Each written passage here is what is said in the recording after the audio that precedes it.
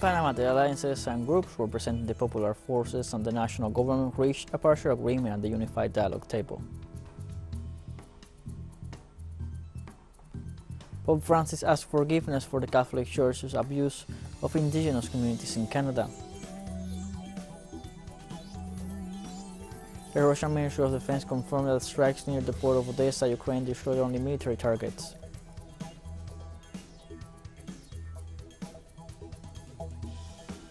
Hello, welcome to From the South. I'm Luis Alberto Matos from the teleSUR studios in Havana, Cuba. We begin with the news. In Panama, the single dialogue table, including unions, social organizations, and the national executive, reached the first agreements for the reduction of prices of at least 70 products of the basic food basket. The Panamanian government agreed to reduce the cost of part of the basic food basket by 30%. To this end, it will implement different complementary measures to establish the price limit and tariff reduction with marketing margin control. The government delegation committed itself to include 72 products to this measure with price limit, marketing margin, and subsidies. In this sense, it was agreed that the price caps will be established in an executive decree and will be in effect for 6 months, which can be extended.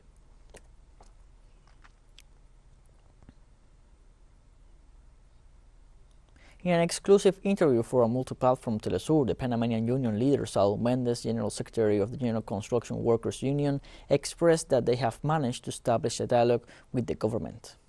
We have managed to put, as this poverty said, a finger on the sore spot to a political, social, and economic model that only benefits 115 ultra-millionaires in Panama, who accumulate over $20 billion and puts the Panamanian people on the ropes in a really miserable conditions, and that must end once and for all. This is an effort of the people, of the popular organizations already mentioned, and therefore of the capacities that we, the leaders of the popular movement, have put in order to open the necessary channels of transformation, first of the economic model and secondly to the urgent situation of the Panamanian people. In the same context, Mendez also stated that the popular movements have pressured the government to change the situation of the Panamanian people.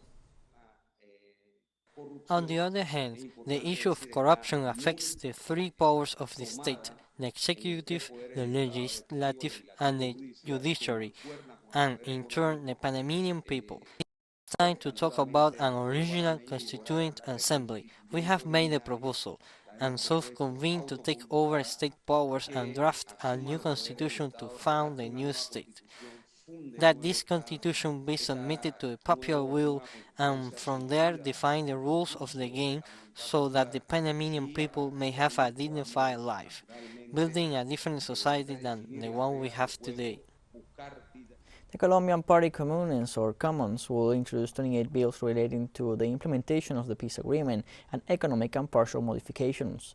According to a communique, those occupying the parliament seats for the Commons Party will promote projects in favor of peace. Those projects include political and electoral reforms, the election of control bodies, guarantees to social protests, and relating to agrarian jurisdiction and parks with farmers. The communique details that these measures are key for the government of President-elect Gustavo Petro to fulfill his electoral promises. The communique also mentions the 333 peace signatories murder as an example of the absence of humanitarian guarantees in the country, and it calls on to solve the crisis aggravated by the government of Ivan Duque.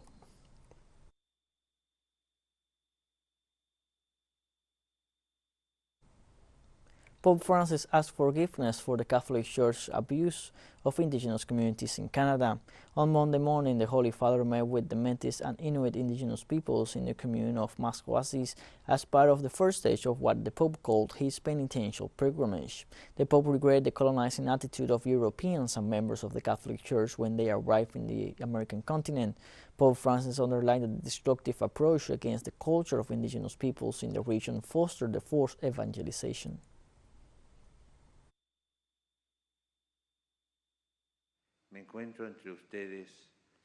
I am here among you because the first step of my penitential pilgrimage is to again ask for forgiveness and tell you with all my heart that I am deeply sorry.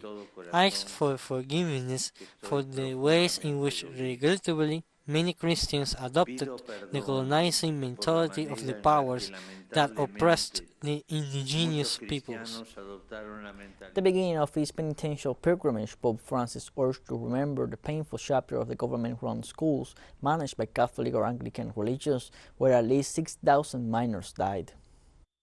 I am sorry. I ask for forgiveness, in particular for the ways in which many members of the Church and of religious communities cooperated, not least through indifference, in those projects of cultural destruction and forced assimilation promoted by the governments of that time, which culminated in a system of residential schools.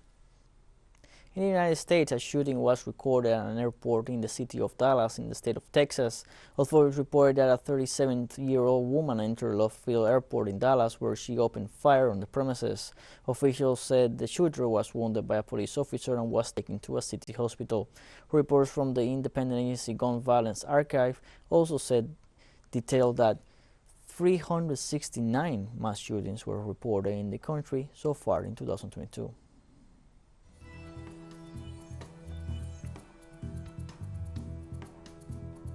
We'll take a short break now. Join us again after this.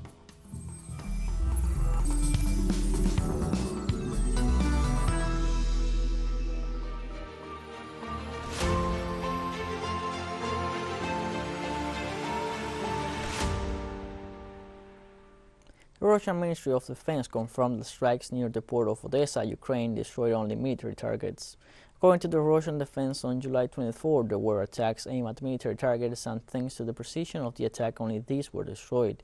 It detailed that Kalib cruise missile destroyed a Ukrainian military vessel in the dock of the naval repair plant, while a second missile hit a warehouse of Harpoon anti-ship missiles supplied by the United States. For their part, Ukrainian authorities accused Russia of destroying wheat warehouses and related facilities. This was spread by international media despite the fact that videos of witnesses refuted, showing that the facilities of the port of Odessa were not damaged at all.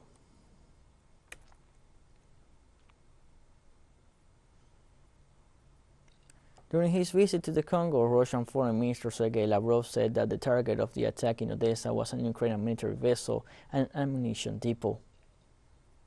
As for the objectives targeted by high-precision strikes, they are located in a separate part of the port of Odessa, in the so-called military part of the port, and the targets were a Ukrainian military vessel and a munition depot, where the Harpoon anti-ship missiles were recently delivered. They were delivered in order to threaten the Russian Black Sea Fleet. The Russian diplomat also stressed that there are no obstacles for them to start the delivery of Ukrainian grain in accordance with the agreement signed in Istanbul. Objectives experts confirmed what we had said from the beginning, that the grain terminal of the port of Odessa is at a considerable distance from the military unit. There are no obstacles for the grain to start being delivered to the customers in accordance with the signed agreements in Istanbul, and we have not created them. More than 1,200 people were rescued in the central Mediterranean Sea over the last few days, as good weather offered perfect conditions for the sea crossing from northern Africa to Europe. Various operations were carried out by two international charities, the Italian Coast Guard and several merchant ships during the weekend. Italian vessels recovered 5 bodies and rescued 674 people packed on a fishing boat adrift off the Libyan coast. In separate operations, the German charity Sea-Watch said it rescued 444 migrants trying to cross the Mediterranean.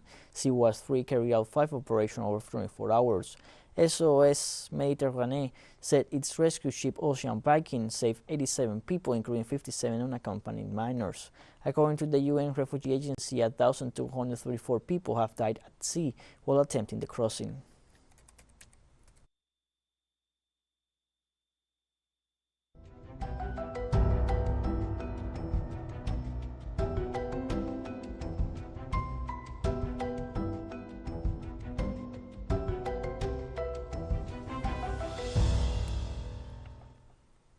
Geophysical Institute of Ecuador registered this Monday 2 earthquakes with epicenter in the province of Carchi, bordering with Colombia.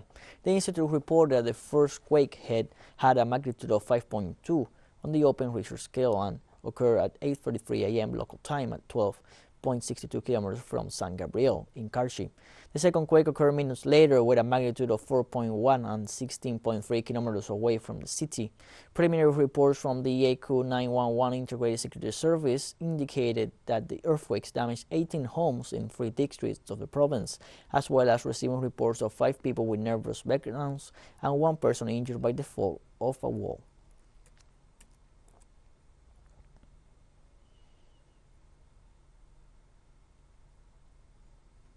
In the United States, a destructive wildfire near Yosemite National Park continues to burn out of control and has grown into one of California's biggest blazes of the year. Thousands of residents were ordered to flee remote mountain communities. Some 2,000 firefighters are battling the oak fire, contending with steep terrain and hot weather. The blaze erupted Friday southwest of the park in Mariposa County. California's fire department described explosive fire behavior on Saturday as flames made runs through bone-dried vegetation caused by the worst drought in decades. By Sunday, the blaze had consumed more than 57 square kilometers of forest land.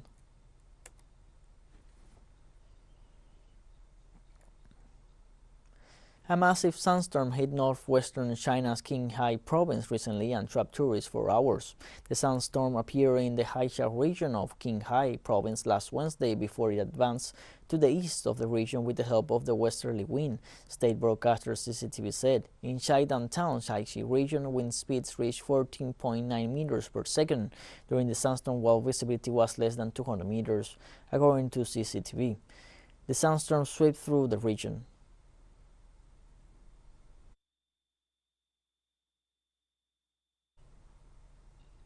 On Sunday, heavy seasonal rains drove flash floods through Yemen and left at least 16 people dead.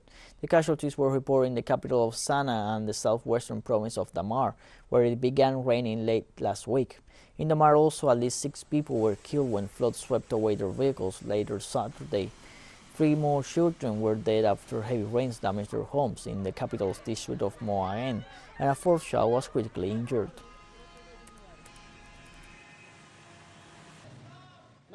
We haven't seen as much rain as this since I was born. In the Bani Mata district, Abayit at Turkey, the rain went from afternoon prayer yesterday until after dawn prayers today. One of the houses has collapsed because of the heavy rain. A man with his family and other 2 of his children were killed. And we have more news coming up after a final short breaks. Don't go away.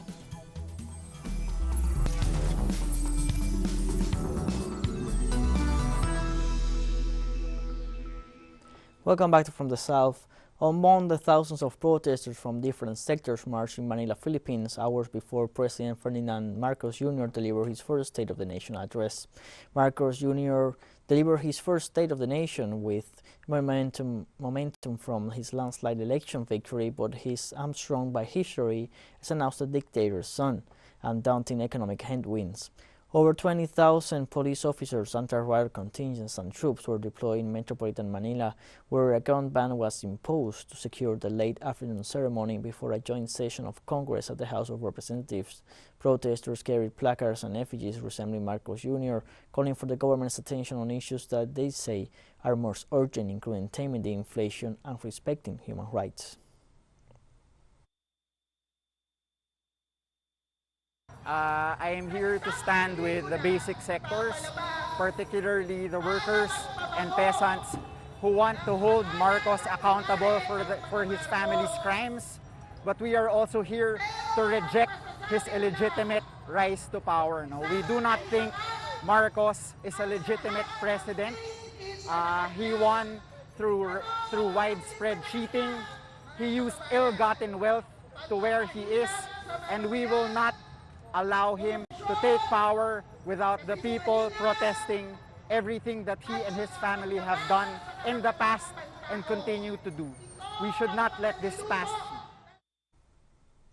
In India, Draupadi Murmu, age 64, was sworn in as president on Monday, making her the first person from one of the country's marginalized tribal communities to serve as head of state. She is the second woman and the youngest person to occupy that position. The former school teacher and state governor was elected to the largely ceremonial position last week with 64% of the vote by members of India's parliament and state assemblies. Murmu from the Santhal tribe, born in eastern Odisha state, paid her respects to India's independence hero Mahatma Gandhi at a memorial in New Delhi before her inauguration. Murmu said her election would give hope to those left behind by India's recent economic growth.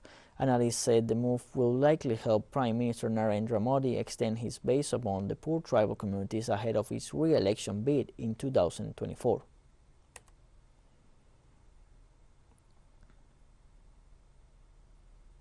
And Taiwan Island began real-fire military exercises involving all branches of its armed forces. According to the island's authorities, the 5-day drill is intended to test the readiness of Taiwanese forces to repel a hypothetical attack from Beijing. The exercises will include the deployment of mobile military radar vehicles and warships, as well as military readiness on surrounding islands. The island's leader, Tsai Ing-wen, is also expected to oversee a large-scale maritime drill aboard a guided missile destroyer on Tuesday.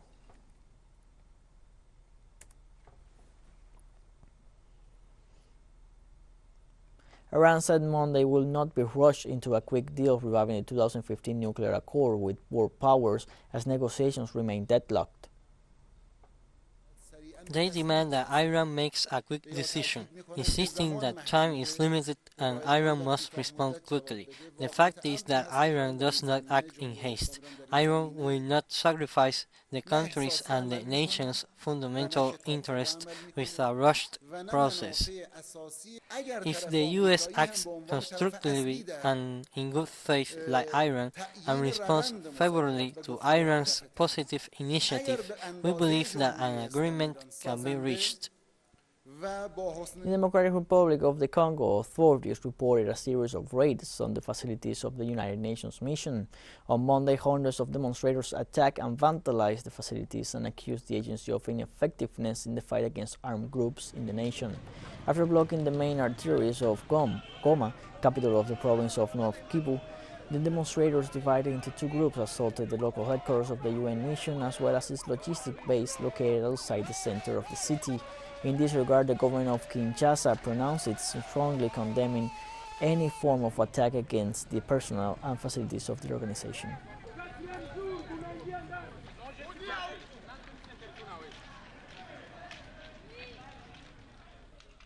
On Monday, Zimbabwe launched gold coins to be sold to the public in a bid to tame runaway inflation that has further eroded the country's unstable currency. The unprecedented move was announced by the country's central bank, the Reserve Bank of Zimbabwe, to boost confidence in the local currency. The central bank disbursed 2,000 coins to commercial banks on Monday. The first batch of the coins was minted outside the country, but eventually they will be produced locally. According to the governor of the Reserve Bank of Zimbabwe, John Mangudya, the price of the coins will be determined by the international market rate for an ounce of gold plus 5% for the cost of producing the coin. At the time of the launch Monday, the cost of Museo Atunja coin was $1,123 US. Basically, government is introducing an alternative store of value, alternative to the US dollar. As you know, we are in a chronic inflationary environment, so the Zim dollar can no longer effectively serve as a store of value. So there's been a huge demand for the US dollar as a store of value and even for transactional purposes. So by introducing the gold coins, government is providing an alternative store of value, which should help to moderate the very high demand for the US dollar. And we have come to the end of this news briefing. You can find these and many other stories on our website at telesurenglish.net.